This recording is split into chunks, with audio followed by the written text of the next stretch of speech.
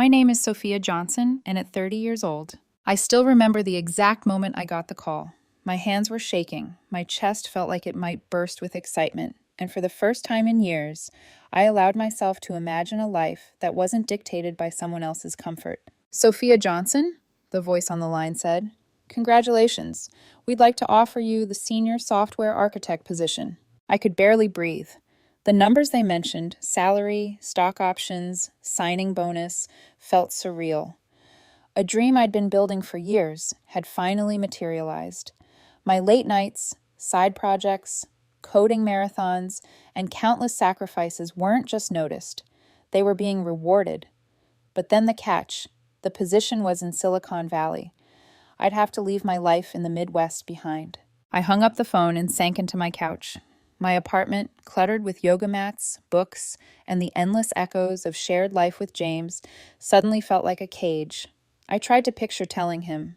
Surely he'd be proud, excited even. He'd have to understand how important this was. After all, we'd been together for 4 years, living together for 2, sharing our lives, or at least I thought we were. I burst into the apartment, my laptop bag bouncing against my shoulder. "James, you will not believe what just happened." He looked up from his phone, brow furrowed, a small frown forming. "What is it?" "I got the promotion, senior software architect in Silicon Valley." My voice practically shook with joy. "This is everything I've worked for." He didn't jump, didn't smile, didn't even look impressed. He just set his phone down and gave me that look, a mixture of disbelief and irritation, like I'd just announced I wanted a pony. "Sophia, you're not seriously considering this, are you?" His tone was calm, but there was steel beneath it. I froze. "What? Of course I am. It's a huge opportunity, James. It's what I've been working toward for years." He leaned back, arms crossed. "But my life is here. I'm not moving for your career. You have to turn it down." I blinked. The words felt like an electric shock.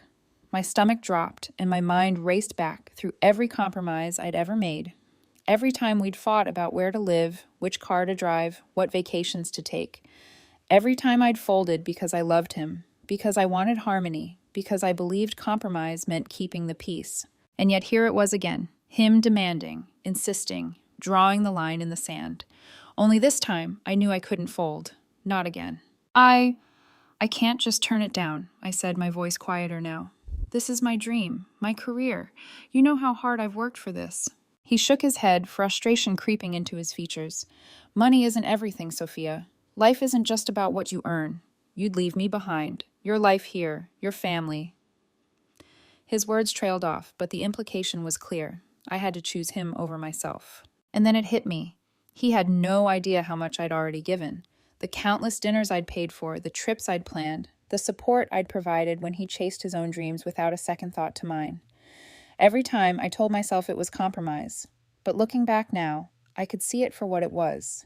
Control disguised as love. I tried reasoning. We could figure this out. I could move first, settle in, and you could come later. We could keep the apartment here as a backup. I've already thought about compromises. No.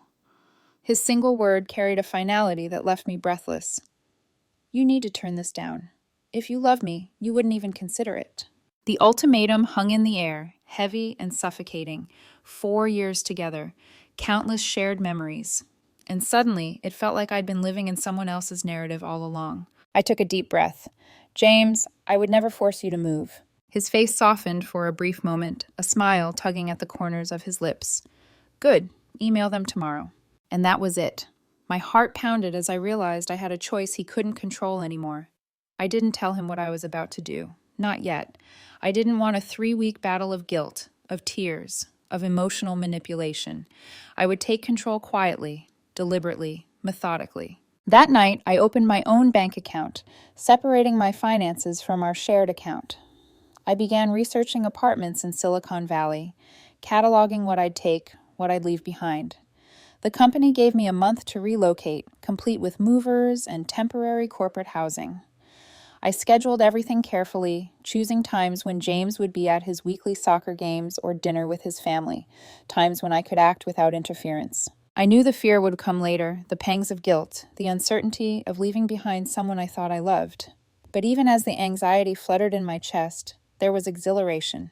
Freedom tasted like sharp citrus, biting and sweet all at once. I realized this was my line in the sand, my moment to reclaim the years I'd spent bending myself to someone else's will. As I packed my boxes, carefully labeling what was mine, my laptop, my books, my yoga equipment, I felt a strange calm. I left the furniture we'd bought together, the shared TV, even the dishes I'd bought that we both used. On the counter, I left a note explaining everything, and a check covering 2 months of rent. Simple, clear, morally unassailable. I paused, hand on the doorknob, and allowed myself a private smile. This was the first step in choosing myself.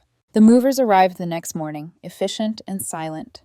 3 hours later, my life was in boxes, loaded into the truck, ready to be driven across states. And I was finally free to step into the life I had fought so hard to create, without apology, without hesitation. I took one last look at the apartment we shared. The silence was deafening. 4 years of love, compromise, and compromise masquerading. As love had been distilled into this quiet, decisive moment. And for the first time in my life, I felt the tremor of power, not over anyone else, but over myself. The days after that conversation were surreal. On the surface, I played the part of Sophia Johnson, the girlfriend who was perfectly normal, perfectly supportive, perfectly compliant. Inside, though, a quiet revolution was unfolding. Every small action I took was deliberate, calculated, a step toward reclaiming my life. I opened my new bank account in the early hours of a Wednesday, before James was even awake. The number of times I had handed him financial control, only to have him dictate how we spent every penny, flashed through my mind. This time it was different. This time the money was mine, and it would stay that way. I started researching apartments in Silicon Valley with a kind of obsessive energy I hadn't felt in years. Each listing was a possibility, a doorway to freedom. I bookmarked units with mountain views, open floor plans, and kitchens where I could cook without listening to constant critiques. I smiled when I imagined mornings without compromise, without a constant second-guessing of my choices. Packing was more than logistics. It was therapy. I held each item in my hands and asked, did James dictate how I lived with this? Did I buy it because I wanted it, or because he would disapprove otherwise? My yoga mat stayed. My book stayed. My laptop, my sketches, even the clothes I had been too timid to wear around him, they all came with me. The furniture we had bought together, I left it. The TV, I left it. I wanted to make a clean exit without guilt, without drama. Meanwhile, James began to notice. His calls were more frequent, his texts sharper. Sophia, where are you? Are you seriously doing this behind my back? We need to talk. I let most go to voicemail. I ignored the rest. Occasionally, I sent a simple reply. I've said what I need to say. The apartment is paid through October. That was all. At night, when the apartment was quiet and the movers' hums still lingered in my memory, I allowed myself to reflect. 4 years. I had built my life around someone else's comfort, constantly adjusting, constantly folding. Now I was finally bending reality around my own life for the first time. Fear was there, yes, but it was tempered by exhilaration. I remember sitting cross-legged on the floor, a notebook in my lap, jotting down everything I wanted for myself. Career advancement, travel, independence, a life I don't have to explain or apologize for. The list went on, sprawling across pages, messy and chaotic. Each line was a silent declaration. I am allowed to want. I am allowed to choose. The movers arrived promptly on Tuesday morning, professional, efficient, and entirely oblivious to the silent tension in the apartment. I watched them work, noting how my life, my stuff, my decisions, my autonomy, was being loaded into boxes. I made sure everything I claimed as mine was accounted for. James would be left with nothing but the shared memories and a note on the kitchen counter explaining everything with precision. I paused at the note before leaving it. My handwriting was neat, deliberate. James, this isn't a goodbye because I hate you. It's a goodbye because I am choosing myself. The apartment is covered through October. The movers have packed what is mine. I wish you the best, but I will not compromise my dreams again. I folded it carefully and placed it next to my morning tea. That afternoon, as the truck pulled away, I felt the strangest combination of grief and relief. A part of me mourned the relationship I thought I had, the love I believed in. But another, larger part of me thrummed with excitement. For the first time in years, I wasn't living in someone else's shadow. I wasn't bending, yielding, or justifying. I was me. Of course, freedom isn't without its thorns. James's messages escalated almost immediately after I left. Calls, texts, even a flurry of DMs from friends and family caught in the middle. Why are you doing this to me? How could you leave like this? I let them pile up unread, my resolve strengthening with every notification. Late at night, when I curled up on my couch in my temporary housing, I allowed myself tiny moments of doubt. Am I making the right choice? Am I being selfish? And then I would remember every moment I had compromised for him. The time I swallowed my resentment about our living situation, the countless vacations spent in destinations of his choosing, the dinners I paid for while he criticized my budget. This was not selfishness. This was reclamation. I spent hours mapping out my life in California, from apartments to grocery stores, gyms, even local coffee shops where I could sit alone, write, and dream. Each decision was mine, unmediated, unchallenged, and with each choice, the exhilaration grew. By the end of the week, I was ready. Everything was packed. Everything was organized. I had a detailed plan for my new life and the courage to follow through. The last time I looked around that apartment, I realized something terrifying and liberating at the same time. James had no idea what I was capable of when I decided to choose myself. For the first time, I felt the tremor of real power, not over anyone else, but over myself. And that, I realized, was the most intoxicating power of all. It didn't take long for James to figure out that I had moved, or at least partially. His first wave of messages was a mixture of disbelief and anger. Sophia, what is happening? Where are you?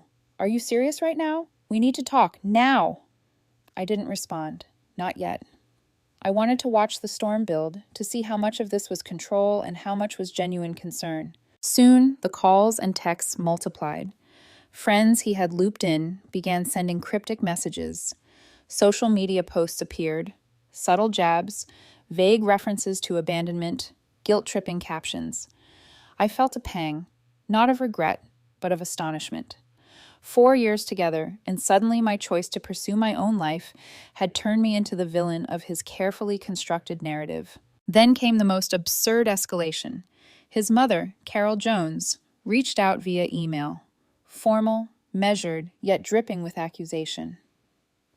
Sophia, you've created a situation that is not only emotionally devastating for James, but morally indefensible. You must provide compensation for your abrupt departure. 6 months' rent, a separation settlement. This is reasonable under the circumstances.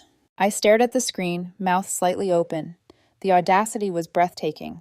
Here was a woman who had barely known me, lecturing me about obligations that didn't exist. My initial shock gave way to something stronger, clarity. This was not about love, not about care, not about fairness. This was about control, and I wasn't going to give in. I sat back, letting the words sink in, my mind cataloging the years of manipulation I had endured. Every ultimatum, every small coercion, every guilt-laden accusation flashed in my memory. It wasn't compromise, it was a pattern, a script I had unknowingly learned to follow, and now for the first time I could step off that script. Of course, James didn't stop there. He enlisted Emily, his ex-girlfriend, the one person he knew I had complicated feelings about, to send a message. Hey, Sophia, heard what happened. That was cruel, even for you. I thought you had grown since our time together. Guess I was wrong. It took a moment for me to process. Emily's message wasn't genuine concern. It was a calculated attempt to make me question myself, to inject doubt. I closed my eyes, letting the familiar mix of anger and clarity wash over me. I had anticipated this. The manipulation was transparent, even amateurish. I blocked her number, blocked Carol's email, and turned my phone on. Do not disturb. For a moment, the silence was absolute, almost shocking. But in that quiet, I felt a strange peace. No more ultimatums, no more coerced guilt, no more bending to someone else's whims. Still, I allowed myself to reflect. The emotional assault had been intense, almost suffocating. but it revealed something I hadn't fully admitted to myself. I had underestimated my own strength. Every call, every text, every social media post was an opportunity to see clearly who James really was and who I was when freed from his control. I spent that evening writing in my notebook, cataloging each moment of manipulation, each instance where my own desires had been subordinated.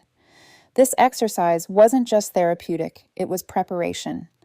I was documenting the reality of my life, untangling it from the fantasy James had tried to impose. The next day, James escalated further. He posted on Instagram, vague but pointed, "When you support someone through their struggling years only to be abandoned the moment they succeed, remember who really stood by you." Dozens of friends chimed in, condemning me without knowing the truth. The narrative was already spinning out of control. I allowed a tiny smile. This was the culmination of years of emotional labor, suddenly weaponized against me. And yet, nothing could touch the clarity I had now. The truth was mine, and I didn't need validation from anyone trapped in James's drama. By day 3, the situation had reached its peak. His calls were frantic, social media was buzzing, and Emily had even created an Instagram story subtly shaming me.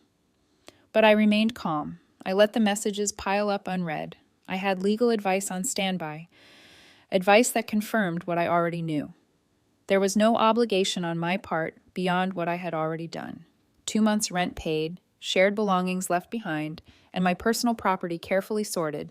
Everything was accounted for, above reproach. For the first time, I allowed myself a cinematic moment of reflection.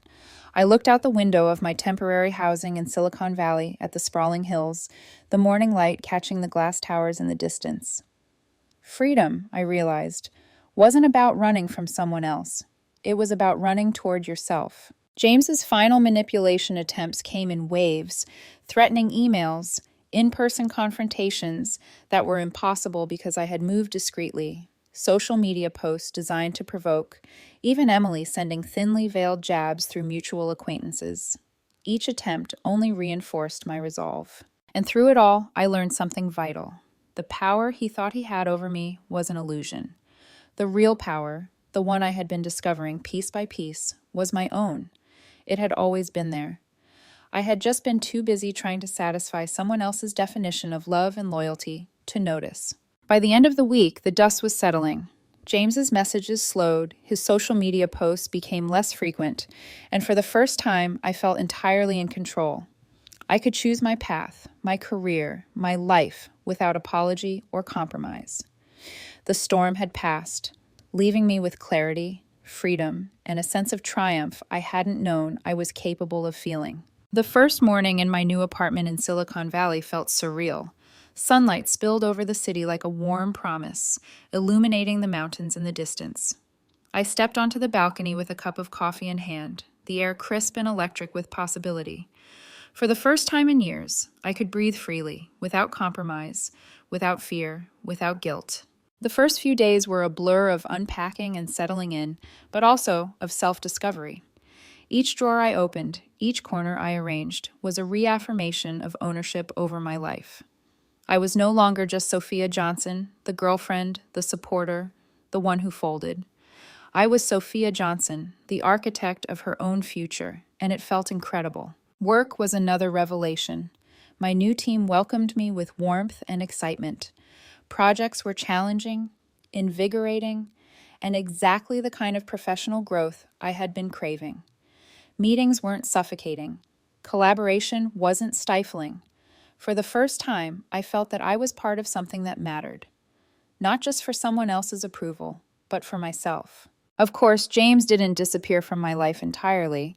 Social media was still active with passive-aggressive posts, subtle attempts to paint me as selfish or opportunistic. Friends sent screenshots of his stories or forwarded texts from his mother and Emily. But I had reached a point where I could observe without reacting. I understood their strategies, and they no longer held power over me. Then came the absurdity. James's father emailed me. "Sophia, you must consider James's sacrifices over the years. While there may be no legal obligations, moral responsibilities exist. We propose continued rent coverage, a separation settlement, and mediation for a proper conclusion." I laughed out loud. The man who hadn't attended half of their shared milestones, who had ignored my presence for years, was now lecturing me on morality and responsibility. I forwarded the email to my company's legal team and moved on. That was their drama, not mine. Even Emily reached out one last time, attempting to inject doubt. I thought you were stronger than this, Sophia. What are you thinking? I blocked her number immediately. My mental energy was precious, and it belonged solely to me now. The real revelation wasn't external, it was internal. I realized how much I had underestimated myself all these years. The courage it took to act, the meticulous planning, the quiet refusal to fold under emotional manipulation, all of it had built a resilience I hadn't known I possessed. My world had shifted, and I was the center of it, not someone else's demands. With clarity came ambition. I began exploring opportunities beyond my role at the company, networking events, speaking engagements, even plans for a side wellness blog. I wanted a life where my professional success and personal happiness could coexist, where my choices were mine alone. And then, unexpectedly, came the affirmation. A colleague at work, knowing only a fraction of my story, pulled me aside. Sophia, you're fierce. Not just talented, but fearless. Don't let anyone dim that. I smiled, a genuine, full smile that reached deep into my chest. I felt seen, not for what I had given, not for who I had sacrificed myself for, but for who I truly was. The final encounter with James came 2 weeks later. He appeared in Silicon Valley, standing outside my apartment building as I left for a meeting. The sight of him, hair perfectly styled, eyes darting nervously, was almost laughable. I didn't engage. I didn't even acknowledge him. My life had moved on without him, and he was no longer the axis around which my world turned. Later, I learned through mutual friends that he had attempted one last campaign of manipulation. Instagram stories, stories sent to my friends, even a small crowdfunding page titled, "Starting Over, Financial Abandonment." It raised almost nothing before being taken down. I allowed myself a quiet chuckle. The narrative he tried to construct no longer mattered, because the truth, the lived reality, was mine. In the weeks that followed, I settled fully into my new life. My apartment overlooked the mountains. My career was thriving, and my sense of agency was unshakable. I had taken back what was mine, my choices, my future, my happiness, and I had done it without apology. I realized finally that freedom isn't given, it's claimed. And when you claim it, even the fiercest storms, the loudest manipulations, the most insistent ultimatums cannot touch you. I was no longer bending. I was standing. I was free. As I looked out at the sunset from my balcony, coffee in hand, I whispered to myself, this is just the beginning. Weeks turned into months, and the haze of drama slowly dissipated. I, Sophia Johnson, 29, finally understood something crucial. Life isn't about proving yourself to others. It's about honoring yourself. Every manipulative message, every guilt-laden accusation from James and his circle had only highlighted the strength I didn't know I had. Work had become more than a job. It was a playground for creativity and ambition. I was leading projects that challenged me, mentoring colleagues, and even exploring avenues to build something of my own, a wellness blog that combined my love for yoga with personal development. Each post I drafted, every seminar I attended, became a small declaration. I am capable. I am enough. My life is mine. Social media, once a battlefield of lies and half-truths, had become a quiet space. Friends who mattered reached out with genuine congratulations. There were no subtle digs, no manipulations, only encouragement. Even former friends who had been complicit in James's campaign gradually fell silent. In the absence of my compliance, their influence waned. James's attempts to regain control were laughably ineffective. He tried reaching out one final time, asking to meet, insisting he just wanted closure. I declined, firmly but calmly. I didn't owe him an explanation, and he no longer had the power to unsettle me. Closure, I realized, wasn't something someone else could give. It was something you claim for yourself. I also began to notice subtler, more beautiful shifts. My mornings weren't dictated by someone else's schedule. My apartment was a sanctuary of my choosing. Meals, music, workouts, even the way I dressed, all were expressions of who I truly was, not what someone else demanded. It was exhilarating, sometimes overwhelming, but always liberating. A particularly vivid moment stands out. One quiet evening, I walked along the ridge overlooking the valley, the city lights twinkling like distant stars. I thought about the past 4 years, the sacrifices I'd made, and the illusions of love I had once clung to. And then I smiled, fully, deeply, for the first time in years. I hadn't just survived, I had triumphed. I realized finally that love should never feel like control, support shouldn't feel like confinement, and giving of yourself should never come at the cost of your dreams. The lessons I learned were hard-won, but invaluable. Months later, I received an unexpected message from a colleague at work. "Sophia, your courage is inspiring. How did you stay so steadfast?" I thought about the turmoil, the planning, the quiet rebellion that had led me here. "I stopped giving others the power to dictate my life," I typed, smiling. The simplicity of the answer surprised even me. Financial stability followed naturally. The signing bonus from my job allowed me to invest in my apartment, build a small emergency fund, and even contribute to a project I had been passionate about, but had never had the time or resources for. Independence was no longer a concept. It was tangible, lived, and beautiful. As for James, life moved on without him, as it should. He became a distant echo, a reminder of what I had escaped rather than what I had lost. The lessons lingered. Boundaries are vital, self-respect is priceless, and freedom, true freedom, is worth every discomfort of leaving the familiar behind. Sitting on my balcony that evening, overlooking the sunset, I raised my cup of tea and whispered softly, "I did it. I chose myself. And this is just the beginning. No more ultimatums, no more guilt, no more manipulation. Just a life that was mine, fully, unapologetically, and courageously." And with that realization, I felt a calm I had never known before, a peace that comes not from avoiding storms, but from learning to stand tall in the midst of them.